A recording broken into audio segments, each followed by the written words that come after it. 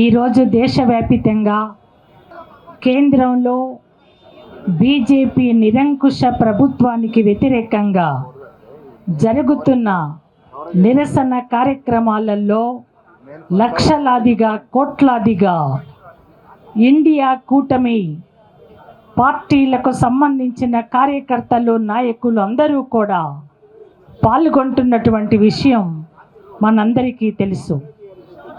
హైదరాబాదులో కూడా ఈ కార్యక్రమాన్ని విజయవంతంగా నిర్వహించటంలో భాగస్వాములైన అందరికీ భారత కమ్యూనిస్టు పార్టీ తరఫున నా హృదయపూర్వక శుభాకాంక్షలు తెలియజేస్తున్నాను.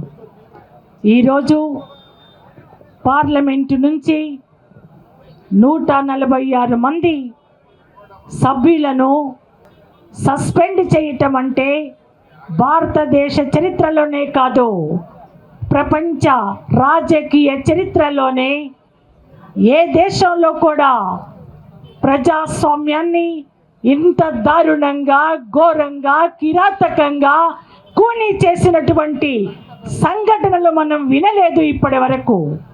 ఈ దేశంలో ఇంతమందిని సస్పెండ్ చేయటం ద్వారా బిల్లులను ఏకపక్షంగా ఆమోదింపచేసుకోవటానికి, ఎలాంటి చర్చ లేకుండా ఆమోదింపచేసుకోవటానికి వెనుక దాగి ఉన్న కుట్రగా ఈ దేశంలో మేమేం చేసినా కూడా మాకు ఎదురు లేదు అని చెప్పటానికి జరిగిన ప్రయత్నంగా నేను పేర్కొంటున్నాను.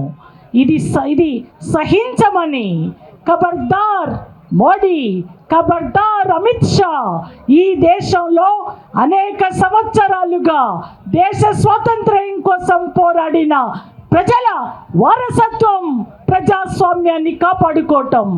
ఈ దేశ ప్రజాస్వామ్యం ప్రపంచ దేశాలలోనే వర్ధిల్లుతూ అతిపెద్ద ప్రజాస్వామిక దేశంగా వర్ధిల్లుతున్నటువంటి ఈ దేశంలో సస్పెండ్ చేయటం ద్వారా ఈ దేశంలో ప్రజాస్వామ్యాన్ని కొని చేస్తామంటే ఖబర్దార్ సహించమని హెచ్చరిక చేస్తూ ఉన్నాం.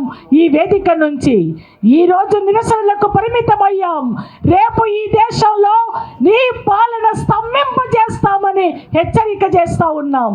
అందుకోసమే ఈ కార్యక్రమంలో పాల్గొన్న అందరము కూడా ఈరోజు పార్లమెంటులో ఆమోదింపబడినటువంటి ఆ బిల్లులన్నింటినీ చూస్తే సంవత్సరాల న్యాయశాస్త్రానికి సంబంధించిన చరిత్ర ఉంది.